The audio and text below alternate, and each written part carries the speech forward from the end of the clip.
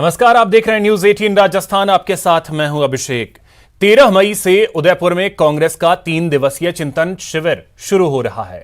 इस चिंतन शिविर में देश भर से पार्टी के बड़े नेता शामिल होंगे और कांग्रेस की दिशा दशा बदलने पर चिंतन होगा। लेकिन इससे पहले प्रदेश के जलदाय मंत्री महेश जोशी के बेटे रोहित जोशी पर रेप के आरोप ने पार्टी की चिंता बढ़ा दी है। सबसे बड़ी बात है कि पीड़िता ने दिल्ली में एफआईआर कराई है और दिल्ली पुलिस ने मामले पर एक टीम का गठन भी कर दिया है।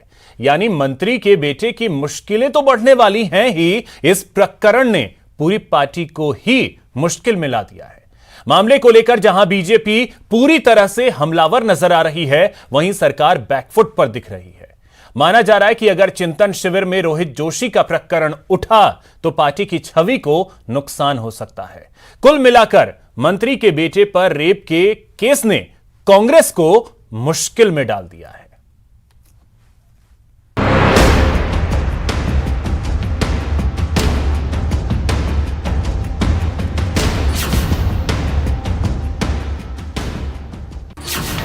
चिंतन शिविर से पहले बढ़ी कांग्रेस की चिंता।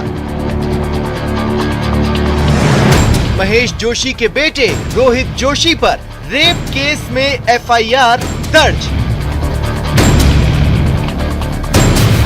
जयपुर की युवती से रेप के आरोप में दिल्ली में एफआईआर। दिल्ली पुलिस ने मामले की जांच के लिए टीम का गठन किया। महिला पुलिस अधिकारी को बनाया गया जांच अधिकारी। मंत्री महेश जोशी के बेटे पर एफआईआर के बाद मुश्किल में कांग्रेस। रोहित जोशी को लेकर सरकार पर हमलावर बीजेपी। 13 मई से उदयपुर में कांग्रेस का 3 दिवसीय चिंतन शिविर। चिंतन शिविर में शामिल होंगे देश भर से बड़े कांग्रेस नेता। चिंतन शिविर में उठा मुद्दा तो कांग्रेस की छवि को होगा नुकसान। मंत्री के बेटे पर केस, मुश्किल में कांग्रेस। तो चर्चा इसी पे करेंगे। हमारे साथ जो गेस्ट पैनल है, सबसे पहले उनका परिचय करवा दूं। हमारे साथ जुड़ रहे हैं आशीष चतुर्वेदी जी, बीजेपी नेता हैं। अरुण शर्मा जी, कांग्रेस नेता हैं। इसके अलावा राजलक्ष्मी राजावत जी, जो कि अधिवक्ता हैं, और मिथिलेश जैमिनी जी, वरिष्ठ पत्रकार हैं। आप सभी का बहुत स्वागत है न्यूज 18 राजस्थान पर। सबसे पहले अरुण जी, आप ही से चर्चा की शुरुआत करूंगा। इस केस ने कांग्रेस की चिंता बढ़ा दी है। देखिए, चिंता की बात तो यह है कि एक एफआईआर दिल्ली में दर्ज हुई है और एक युवती ने वहाँ एफआईआर दर्ज की है और अब उसकी जांच होगी और एक सघन जांच के बाद ही किसी फैसले पर पहुंचना न्यायोचित होता है। उससे पहले अगर कोई जांच नहीं हुई है, कोई इन्वेस्टिगेशन अभी नहीं हुआ है और फिर कयास लगाए जाना कि उनको बचाने की कोशिश की जाएगी वगैरह वगैरह, क्या उनको न्याय मिलेगा पीड़िता को, ये सब कयास हैं। पहले पूरा इन्वेस्टिगेशन होना चाहिए। एक ये जो रिवाज तो चल गया है, लेकिन ये तो सच्चाई है ना कि एफआईआर दिल्ली में दर्ज हुई, राजस्थान में एफआईआर दर्ज नहीं हो पाई। ये तो सच्चाई है। हाँ, ठीक बात है। ये देखिए, उसका अधिकार है कि वो कहाँ एफआईआर करवाना चाहती हैं। अगर उनको लगा वहाँ से उनको बेटर कार्रवाई की उम्मीद है तो नहीं, बेटर की बात उस नहीं, अधिकार बात का सम्मान किया जाना चाहिए। राजस्थान में एफआईआर दर्ज हुई ही नहीं, मजबूरन पीड़िता को दिल्ली जाना पड़ा। देखिए, ये डिटेल अभी उपलब्ध नहीं है, लेकिन इसमें कोई विवाद का विषय नहीं है। अगर उन्होंने दिल्ली में एफआईआर करा दी है और पुलिस ने अगर वहाँ अपने संज्ञान में लेके जांच शुरू कर दी है तो इसमें कोई दिक्कत नहीं है और हमें सबको इंतजार करना चाहिए इस इन्वेस्टिगेशन का, क्योंकि सच्चाई की परतें धीरे धीरे खुल के सामने आएगी। तब तक जरूर सबको थोड़ा संयम रखने की ज़रूरत है। फैसलों पर पहुंचने से पहले हम मीडिया ट्रायल या आरोप प्रत्यारोप के दौर चलाएं, वो ठीक नहीं है। मेरे ख्याल में एक बार जांच हो जाए और एक पृष्ठभूमि सारा कुछ समझ में आ जाए, उसके बाद ही कुछ फैसले हो पाएंगे। ठीक है आशीष जी, थोड़ा सा इंतजार कर लीजिए, यही तो कहा जा रहा है। उससे पहले ही आप हाथ धो के पीछे पड़ गए। देखिए अभिषेक जी, जब से 2018 दिसंबर में यहाँ पे कांग्रेस की सरकार बनती है और अशोक गहलोत जी मुख्यमंत्री बनते हैं तीसरी बार, 2019, 2020, 2021 लगातार 3 सालों तक प्रदेश रेप के केसेस में एनसीआरबी रिपोर्ट के आधार पर नंबर 1 होता है। आप देखिए, ऐसा होने के बावजूद भी आप देखिए जो प्रदेश का कैबिनेट मंत्री है शांति धारीवाल जी, वो बेशर्मी से आप देखिए राजस्थान विधानसभा के पटल पर ये कहते हैं कि राजस्थान तो मर्दों का प्रदेश है। क्या करें बताइए आप, अगर रेप में नंबर 1 है तो जितनी बेशर्मी से अपराधियों का बचाव किया जा रहा है और उसको जस्टिफाई करने की कोशिश कर रही है कांग्रेस सरकार। मुझे लगता है अगर कांग्रेस में थोड़ी भी नैतिकता बची होती तो वही कांग्रेस जो उत्तर प्रदेश में लड़की हूं लड़ सकती हूं का नारा देती है आप देखिए, और राजस्थान में उस मंत्री पर कोई कार्रवाई नहीं करती है। ऐसा होने के कारण अभिषेक जी ऐसा होने के कारण अपराधियों के, बलात्कारियों के हौसले बुलंद होते हैं। आप देखिए यहां रोहित जोशी को कोई बचाने की कोशिश कर रहा है। नहीं, देखिए अभिषेक जी, मैं आपकी बात का जवाब देता हूं। अभिषेक जी, अगर हम पिछले 1.5-2 महीने से राजस्थान सरकार का अगर हम इतिहास देखें, आप देखिए, आपकी जानकारी में होगा, राजगढ़ लक्ष्मणगढ़ विधायक जोरीलाल मीणा के बेटे पर आरोप लगे कि उसके बेटे ने गैंगरेप किया है। पुलिस आप देखिए उससे पूछताछ नहीं कर पाई है। एक कांग्रेस के विधायक गिरिराज मलिंगा ने एक दलित इंजीनियर की 22 हड्डियां तोड़ दी। आप देखिए, उससे सरकार उसको कोई न बुला रही है, न उसको गिरफ्तार कर रही है। तो हम कैसे उम्मीद कर लें? और ये राजस्थान के मुख्यमंत्री बार बार ये क्लेम करते हैं कि राजस्थान में तो आप देखिए ऑनलाइन एफआईआर दर्ज हो रही है, जो भी जाएगा एफआईआर बिल्कुल दर्ज होती है। तो फिर क्या कारण रहे कि उस पीड़िता को राजस्थान छोड़ करके दिल्ली में एफआईआर करानी पड़ी? और ये बात भी बड़ी अजीब सी लगती है कि पूरे प्रकरण से मुख्यमंत्री भी अनभिज्ञ हैं और महेश जोशी जी भी अनभिज्ञ हैं। ऐसा कैसे हो सकता है बताइए आप? नहीं तो महेश जोशी का तो क्लियर बयान आया है कि कानून अपना काम करेगा और जो सही पक्ष है नहीं, वो कह रहे हैं कि उनको वो कह रहे हैं कि उनको मुद्दे की कोई जानकारी नहीं है। ये कैसा संभव है बताइए आप? एफआईआर दर्ज हुई है क्या? उस पर पुलिस अपना काम कर रही है, ये भी तो उन्होंने साफ कहा है।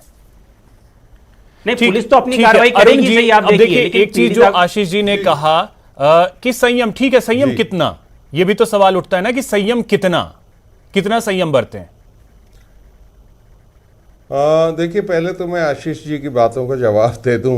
ये कह रहे थे बहुत बेशर्मी से बचाया जा रहा है विधायकों को। इनको शायद बेशर्मी की परिभाषा याद दिला दूं। बेशर्मी हमने बहुत बड़े पर्दे पे देखी है। जब उन्नाव के एमएलए साहब थे इनके बीजेपी के, उनने न केवल रेप किया एक दलित महिला के साथ, बल्कि आप ये देखिए उसके पिता को पुलिस थाने में पीट के मार डाला गया। उसके रिश्तेदारों की कार का दुर्घटना करके मर्डर कर दिया गया। और कितने पापड़ बेलने पड़े हैं सबको उनकी एफआईआर दर्ज करवाने में, फिर विधायक साहब को गिरफ्तार करवाने में। ऐसे ही हाथरस का मामला है, किसी पत्रकार तक को फटकने नहीं दिया गया था। विपक्षी दल के नेताओं को। यहां के मामले को लेकर अगर हम समझें आपसे, तो यहां के मामले पे भी आप कुछ जवाब दे दीजिए कि संयम कितना। देखिए, यहां और वहां अगर आशीष जी बोलेंगे कि यहां हम बेशर्मी से बचाव कर रहे हैं, मुझे बोलना पड़ेगा, मैं मजबूर हूं, वरना मैं चाहता नहीं था। इनको ये शायद भूल गए, गोगुंदा के विधायक भी रेप का केस उन पे चल रहा है, गिरफ्तारी अभी बाकी है, ये सब भूल जाते हैं।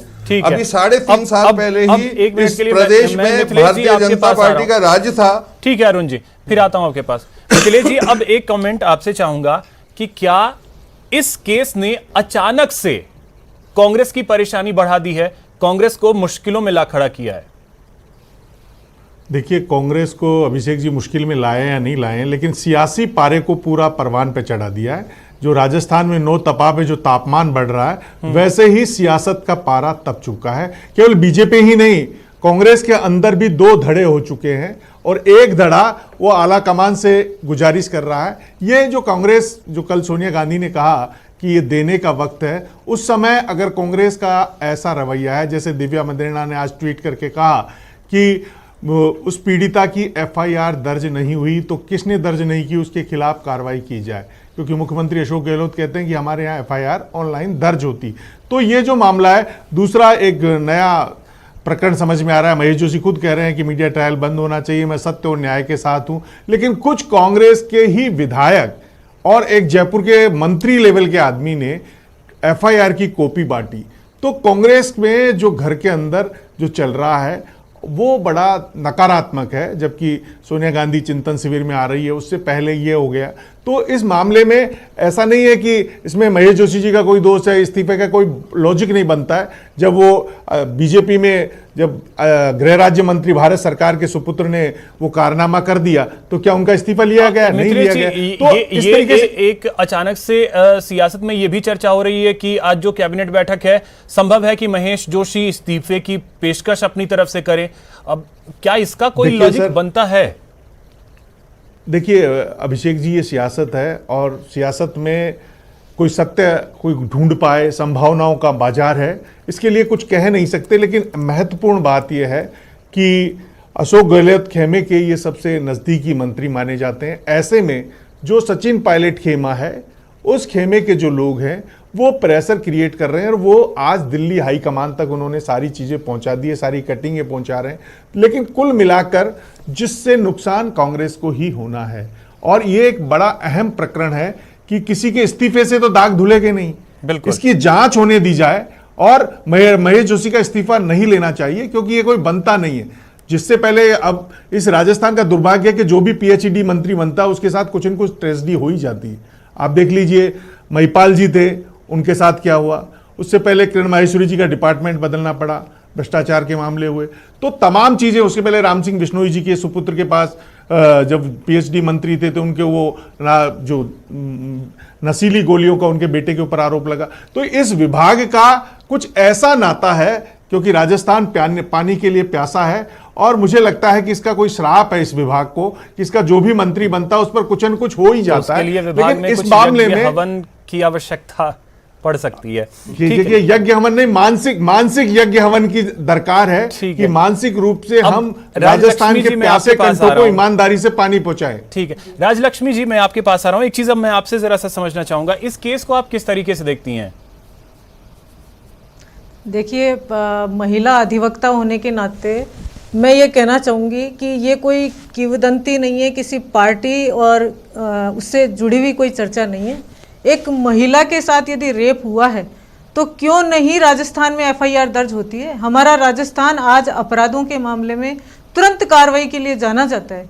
आप मंत्री के पुत्र हैं चाहे किसी अधिकारी के पुत्र हैं, ये नहीं फर्क पड़ना चाहिए था। उस पीड़िता को अपनी एफआईआर लॉन्च कराने के लिए दिल्ली जाकर के सहारा क्यों लेना पड़ा, ये बड़ी शर्मिंदगी की बात है। मैंने जो महेश जोशी साहब के बयान सुने कि भाई वो कह रहे हैं कि भाई साहब मैं न्याय के साथ में हूँ, मैं सच्चाई के साथ में हूँ, बहुत अच्छी बात है। लेकिन मैं कहती हूँ कि आप मंत्री होने के नाते तो आप कह सकते हैं एक राजनीतिक की तरह से कि आपको पता नहीं था, लेकिन आपकी जो औलाद इतने दिनों से जो कोई कार्यक्रम कर रही है, आपको वो इतना सारा अवगत रहने की बहुत ज़रूरत थी। आप जिम्मेदार पिता भी हैं। यदि आपका पुत्र अपराधी जैसे कृत्य करने के रास्ते पे बढ़ चला है, हाँ बेशक जांच होनी चाहिए, हम नहीं कह रहे हैं कि वो आरोपी आज आरोप लगाया वो कोई मुलजिम बन गए हैं, हमने नहीं कहा है, अभी जांच होनी बाकी है। लेकिन कम से कम इस मैटर के बारे में आपको भनक तो थी, एक पिता होने के नाते भनक थी, और आप इसे नकार नहीं सकते हैं। आज आप तो इसमें राजलक्ष्मी जी, इसमें कानूनी प्रक्रिया आगे किस तरीके से बढ़ेगी? क्योंकि पहले ये था कि 0 एफआईआर दर्ज हुई, रेगुलर में उसे बदला गया। पहले था कि उसे सवाई माधोपुर पुलिस को दिया जाएगा, फिर हुआ कि नहीं दिल्ली पुलिस जांच करेगी। इसको जरा अगर आप समझा पाए। जी जी, देखिए ऐसा है कि जहां जुरिडिक्शन बनता है, जहां परिवादिया के साथ में कोई भी घटना घटित होती है, वहाँ जुडिक्शन बनता है और वहाँ के संबंधित थाने में एफआईआर लॉन्च हो सकती है। उस आधार पे तो जो दिल्ली में भी बन रहा है जुडिक्शन, जयपुर में भी बन रहा है, लेकिन पीड़िता की तरफ से चूंकि ये आरोप लगाए गए हैं कि साहब मेरी सुनवाई जयपुर में नहीं हुई है, और जाहिर सी बात है कि जो आरोपी हैं उनके पिता बहुत उच्च पद पे एक मंत्री हैं, तो इस वजह से कोई बड़ी बात नहीं है कि हमारे जो पुलिस महकमा है जो कहीं ना कहीं प्रभाव में रह करके काम करता है। और आज बहुत ज़रूरी है ये कि जो मैडम दिव्या मदेरणा ने जो ट्वीट करके ये जो जानकारी दी है कि भाई पुलिस अधिकारियों से ये सवाल किया है, हमारे जो मुखिया है पुलिस के उनसे सवाल अपील की है कि इसके बारे में जल्द से जल्द पता करें कि किन्होंने एफआईआर दर्ज नहीं करवाई। ठीक है, मैं फिर आपके पास आता हूं, लेकिन अब इन सब के बीच अगर अरुण जी मैं आपसे समझूं, देखिए हम सभी जानते हैं कि प्रदेश में किसी भी घटनाक्रम को लेकर के मुख्यमंत्री अशोक गहलोत कितने संवेदनशील रहे हैं। यही वजह रही है कि उन्होंने एफआईआर को कंपलसरी किया, और नहीं तो थाने तक अगर नहीं होता आप एसपी तक जा सकते हैं। तो फिर ऐसी क्या परिस्थिति बनी कि एक पीड़िता को ना तो थाने में सुनवाई होती है ना एसपी तक? क्या इसके पीछे कारण यही है कि जिस पे आरोप लगे वो एक मंत्री का पुत्र है? देखिए अभिषेक, राजस्थान के मुख्यमंत्री संवेदनशील बने हुए हैं, लगातार बने हुए हैं, आज की बात नहीं है, उनके बारे में ये जाना जाता है। विद द रिजल्ट हम ये रोज इनके आरोप भी सुनते हैं कि बलात्कार के केस बढ़ गए, जबकि हम 20 बार सफाई दे चुके हैं। पुलिस के हेड्स बता चुके हैं कि ये एक तो 2 वजह हैं इसकी। एक तो एफआईआर पहले 33% लोगों को, महिलाओं को कोर्ट के थ्रू एफआईआर करवानी पड़ती थी। अब क्लियर इंस्ट्रक्शन है कि थाने में परिवार को घुसते ही एफआईआर मस्ट है, एफआईआर करनी ही पड़ेगी। अब देखिए दूसरा सवाल ये है कि इस केस में महिला ने प्राथमिकता दिल्ली को दी है कि वहीं मेरे को एफआईआर कराना ठीक रहेगा। इतना सब कुछ है, बावजूद इसके एक लड़की को दिल्ली जाना पड़ता है। कारण क्या यही है कि मंत्री पुत्र के खिलाफ वो एफआईआर दर्ज करवा रही थी? देखिए ये जांच का विषय है, और इसमें अगर कोई भी सत्यता पाई जाएगी तो मैं आपको इस मंच पे यकीन दिलाना चाहता हूं कि हम राजस्थान को इन सब चीज़ों से ऊपर रखना चाहते हैं। वो चाहे सद्भावना की बात हो, भाईचारे की हो, न्याय की बात हो। अभी हमारी महिला एडवोकेट एक्सपर्ट ने भी आपको बताया कि अब जाने लगा है राजस्थान के कितना त्वरित यहाँ न्याय मिलता है। इवन बलात्कारों के केस में हम रोज अक्सर अखबार में पढ़ते हैं न्याय पीड़िता को मिले। आशीष जी, त्वरित न्याय मिल तो रहा है, कई ऐसे मामले रहे हैं, कई ऐसे उदाहरण हमारे सामने आए जिसमें हमने देखा है कि तुरंत सजा भी हुई है और मामले का निपटारा भी तुरंत हुआ है। तो थोड़ा सा आप इंतजार कीजिए, आरोपी अभी लगे हैं ना, तय तो हुए नहीं है। देखिए अभिषेक जी, भारतीय जनता पार्टी इंतजार करने के लिए बिल्कुल तैयार है। लेकिन अभी देखिए अरुण जी जिक्र कर रहे थे, उत्तर प्रदेश का जिक्र कर रहे थे, आप उन्नाव का जिक्र कर रहे थे, तो मैं आपके चैनल के माध्यम से बताना चाहता हूं कि जो कुलदीप सेंगर विधायक थे, भारतीय जनता पार्टी ने उसको पार्टी से निकाला, उसको दोबारा टिकट नहीं दिया। और जहां तक हमारी जानकारी में जो रोहित बोरा जी जिस पर ये आरोप लगे हैं, जिस पर बहुत गंभीर किस्म के आरोप लगे हैं, वो कांग्रेस की प्रदेश कांग्रेस कमेटी के मेंबर भी हैं। तो कांग्रेस पार्टी ने क्या कार्रवाई की? और बार बार आप उत्तर प्रदेश की बात करते हैं, तो उत्तर प्रदेश में तो अभिषेक जी अपराधियों पर नकेल कसी गई है, माफियाओं को जेल में पहुंचाया गया है, और भारतीय जनता पार्टी ने चुनाव लड़ा है इस मुद्दे पर। मैं चुनौती देता हूं कांग्रेस के नेताओं को कि राजस्थान में अपराधियों पर अगर आपने नकेल कसी है तो जनता के बीच में जाएं और उस मुद्दे पर चुनाव लड़के देखें, फिर जनता बताएगी आपका क्या हाल होता है। अगले साल चुनाव है ही, ठीक है। मिथिलेश जी, अब एक कमेंट आपसे चाहूंगा कि कांग्रेस इसका हल किस तरीके से निकालेगी, क्योंकि चुनौती बहुत बड़ी आ पड़ी है। देखिए अभिषेक जी, ऐसे मामलों को निपटाने में अशोक गहलोत माहिर हैं, इसमें कोई शक नहीं है। उन्होंने जब महिपाल मदेरणा पे आरोप लगे, चाहे मलखान बिश्नोई पे लगे, चाहे उनके बाबूलाल नागर पे लगे, तो उन्होंने कानून का साथ दिया। अगर इसमें प्रकरण में सत्यता पाई जाती है और इस प्रकरण की जांच में दोषी पाए जाते हैं, तो पूरे राजस्थान को उम्मीद है कि जिस तरीके से अशोक गहलोत की छवि है कि वो हमेशा ईमानदारी के साथ दबंगता के साथ काम करते रहे हैं, तो उसमें निश्चित रूप से कार्रवाई होगी और वो पार्टी की सदस्यता से भी निष्कासित होंगे। लेकिन बिल्कुल, अगर वो दोषी इसका नहीं ही पाए इंतजार जाते हैं, सभी को रहेगा। एक जल्दी से राजलक्ष्मी जी क्लोजिंग कमेंट में आपसे चाहूंगा, परिस्थिति क्या इस ओर भी इशारा कर रही है कि रोहित पर गिरफ्तारी की तलवार भी लटक रही है? बिल्कुल सर, और यदि निष्पक्ष जांच होती है तो होनी भी चाहिए, पीड़िता को भी न्याय मिलेगा। सर मेरा एक विस्तृत इस पे टिप्पणी है, क्योंकि मेरे मन की बात मन में रह जाएगी यदि मैं कुछ बोल नहीं पाई तो। आप गणमान्य सभी ने अपने विचार व्यक्त किए, लेकिन मैं ये चाहती हूँ कि माननीय मुख्यमंत्री महोदय जी बहुत निष्पक्ष हैं, बहुत ईमानदार हैं, और माननीय डीजीपी साहब भी। लेकिन उन दोनों को मेरा संदेश है कि ये क्या लगा रखा है आपने कि आपने सारे पुलिस थानों में ये अपराध के लिए कोई एफआईआर दर्ज नहीं करता है। मैं खुद एक महिला अधिवक्ता होने के नाते मेरी परिवादियों के साथ धक्के खाती हूँ, वहां पर धक्के खाने के बावजूद उन लोगों को यह कहा जाता है कि कम से कम एफआईआर लॉज हो, परिवादियों को बुला करके आरोपी को फोन करके सूचना दी जाती है, उसका पालन हर पुलिस वाला करेगा। उम्मीद यही की जाती है। फिलहाल बहुत शुक्रिया आप सभी का हमारे साथ जुड़ने के लिए, इस चर्चा में शामिल होने के लिए। फिलहाल इतना ही, नमस्कार।